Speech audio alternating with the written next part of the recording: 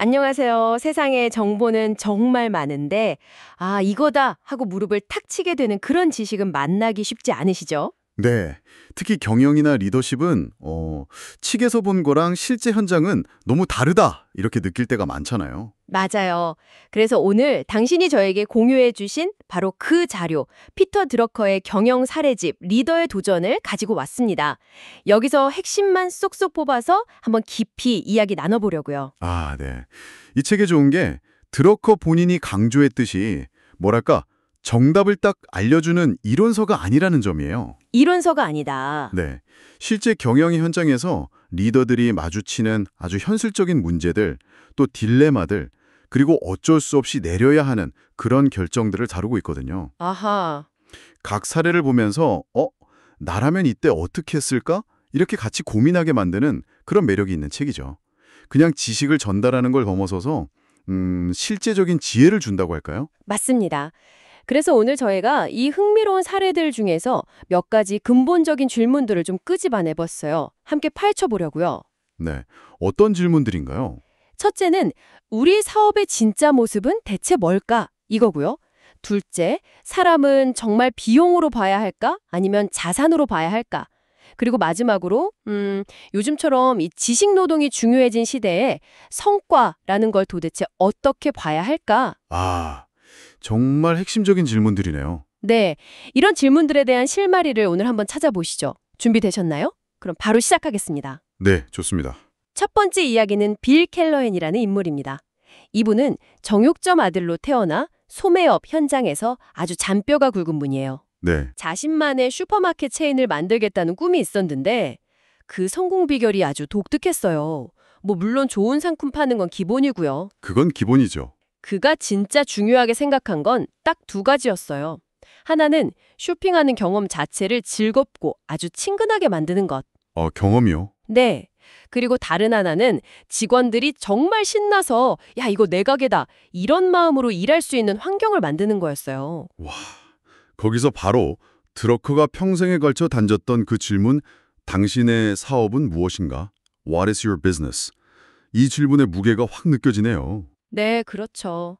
켈러에는 그러니까 단순히 식료품을 판다 이렇게 생각하지 않았던 거죠. 그럼 뭐라고 생각했을까요?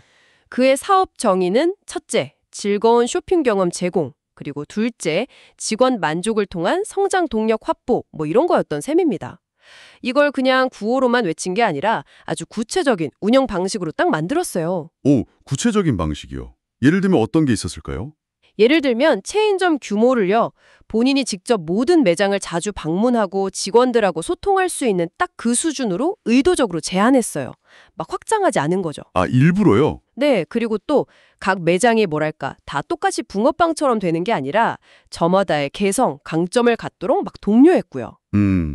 그리고 제 생각에 가장 핵심적인 건 이건데요. 점장이나 파트장 같은 핵심 직원들한테 그냥 월급만 준 게 아니에요. 아, 그럼 뭘 줬나요?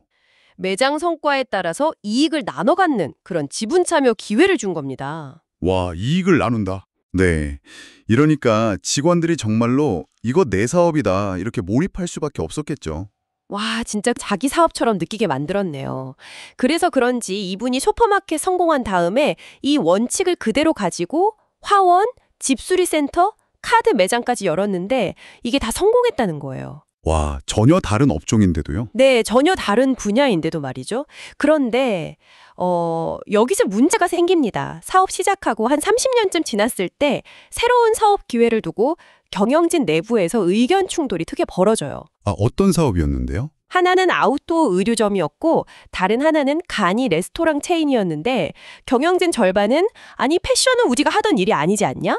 이러고 나머지 절반은 외식 서비스업은 우리가 잘 모른다. 이렇게 반대를 한 거죠. 아, 이게 아주 흥미로운 지점이네요. 그렇죠. 그러니까 성공을 이끌었던 바로 그 경영, 그 방식이 오히려 새로운 기회 앞에서는 발목을 잡는 족쇄가 되어버린 상황인 거죠. 네, 맞아요. 직원들은 우리가 잘해왔던 것, 그러니까 과거의 성공 공식에 딱 갇혀버려서 우리가 못하는 것, 여기에만 집중하게 된 겁니다.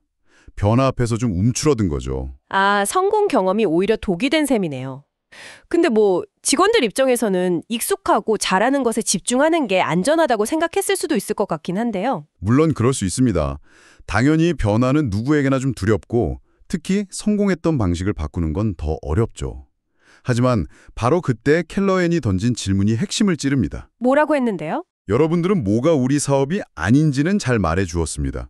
좋습니다. 그럼 이제 우리 사업이 무엇이고 무엇이어야 하는지 결정하려면 어떻게 해야 할까요? 이렇게 묻고는 우리가 진짜 따져봐야 할 것은 우리가 무엇을 할 수 있는지 그리고 우리가 믿는 것이 무엇입니다. 라고 말해요. 와, 우리가 뭘 할 수 있는지, 뭘 믿는지. 네, 이건 단순히 이 사업 할까 말까 이런 차원의 문제가 아니라 우리 조직의 진짜 강점은 뭐고 우리가 절대 놓치지 말아야 할 핵심 가치는 뭐고 우리가 만족시켜야 할 고객은 누구인지 그 근본으로 다시 돌아가서 생각해 보자는 외침인 거죠. 깊은 질문이네요. 네, 당신이라면 켈러헨의 다음 사업을 어떻게 정의하고 어떤 기준으로 결정하시겠어요? 정말 많은 생각을 하게 만드는 사례입니다.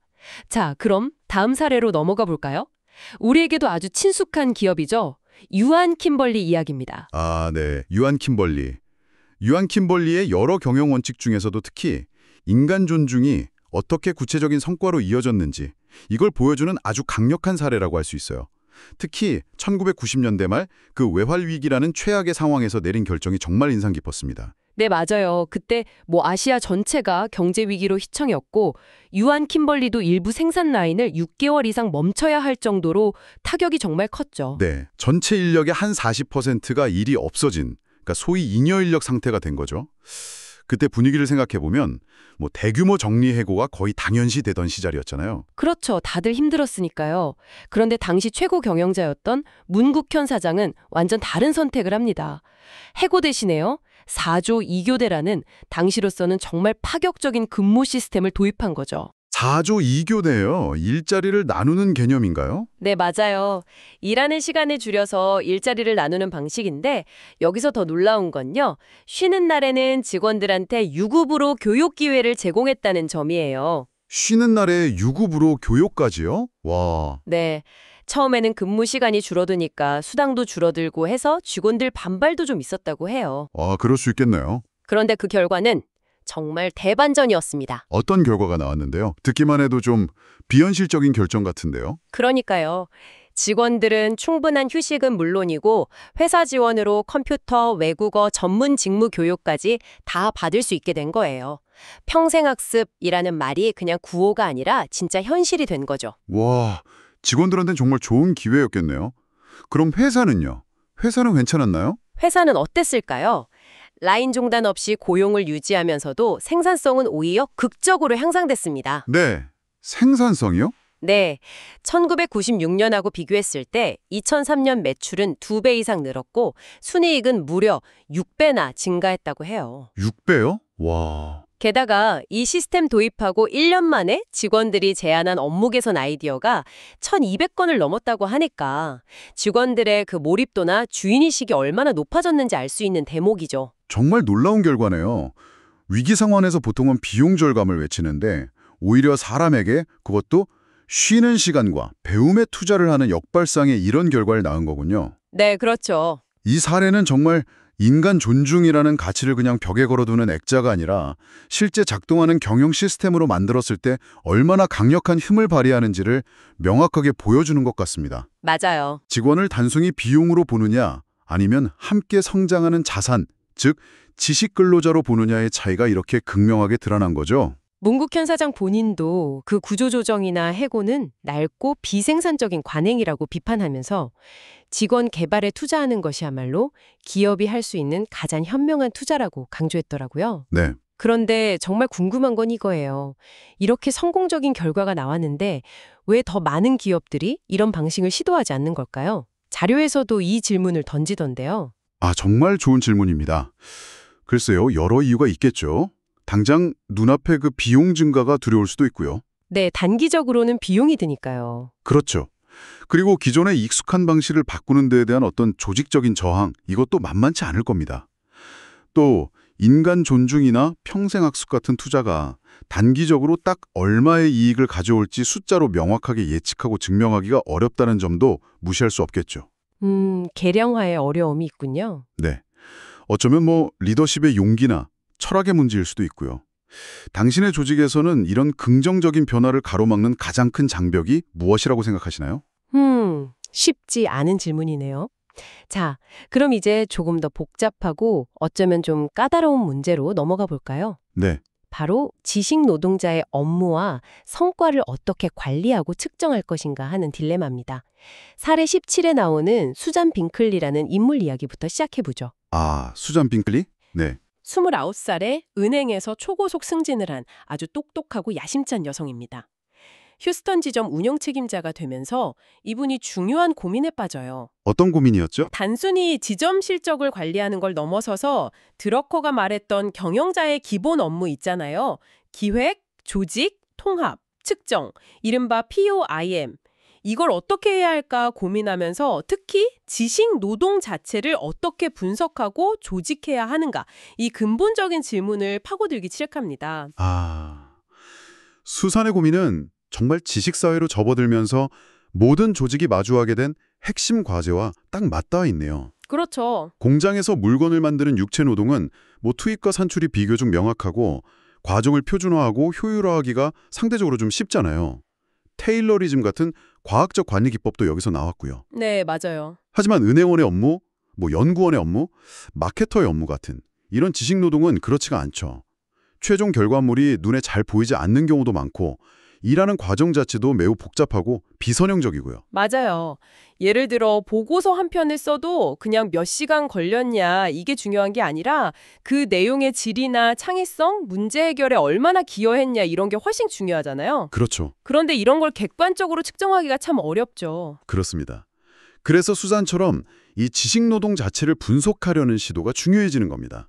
단순히 시간이나 동작을 재는 게 아니라 이 업무의 진짜 핵심 단계는 무엇인지, 각 단계에서 어떤 정보와 도구, 또 협업이 필요한지, 그리고 이 업무가 다른 업무와 어떻게 연결돼서 시너지를 내야 하는지, 궁극적으로 이 업무를 통해서 조직 전체에 어떤 기여, 컨트리뷰션을 해야 하는지를 명확히 하려는 노력이 필요한 거죠. 기여. 네. 이건 효율성보다는 효과성, effectiveness, 여기에 초점을 맞추는 접근이라고 할 수 있습니다. 어려운지는 다음 사례, 로버트 암스트롱 케이스 13의 이야기에서 더 극명하게 드러나는 것 같아요. 병원 운영 책임자였던 분이죠. 네, 원래는 성공한 사업가였는데 병원 운영 책임자로 변신해서 6년 만에 올해의 병원 운영 책임자 성까지 받을 정도로 능력을 인정받았어요. 와, 대단하네요. 그런데도 이분은 풀리지 않는 고민 때문에 밤잠을 설쳤다고 합니다. 그 질문이 바로 우리 병원에서 실적, 퍼포먼스란 도대체 무엇인가 이거였어요. 상까지 받은 분이 그런 고민을 했다니 좀 아이러니하게 들리기도 하네요. 그러니까요. 하지만 병원이라는 조직의 특성을 생각해보면 암스트롱의 고민은 너무나 당연한 것 같습니다. 병원의 고객이 단순히 환자만 있는 게 아니잖아요. 그렇죠.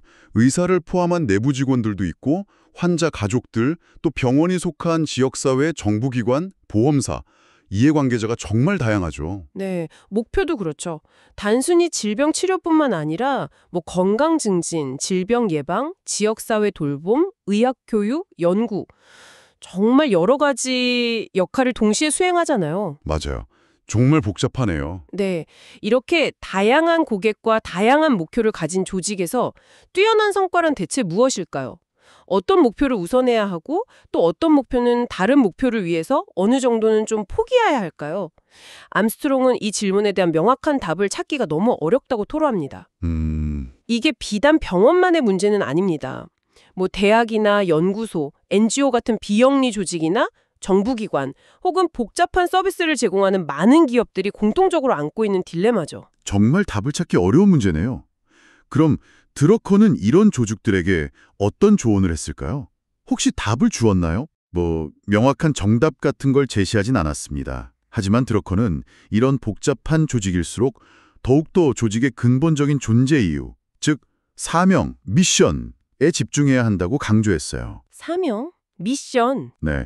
그리고 각각의 활동들이 그 사명 달성에 어떻게 기여하는지, 또 어떤 가치를 창출하는지를 기준으로 성과를 정의하고 측정하려는 노력이 중요하다고 본 거죠. 아, 기준을 사명과 기여, 가치에 두라는 거군요. 그렇죠. 물론 이게 쉽지는 않습니다. 하지만 끊임없이 질문하고 답을 찾아가는 그 과정 자체가 조직을 올바른 방향으로 이끈다고 본 겁니다. 어쩌면 요즘 많은 기업들이 이야기하는 ESG 경영이나 임팩트 투자 같은 흐름도 이런 고민의 연장선상에 있다고 볼 수도 있겠네요. 네, 그렇군요.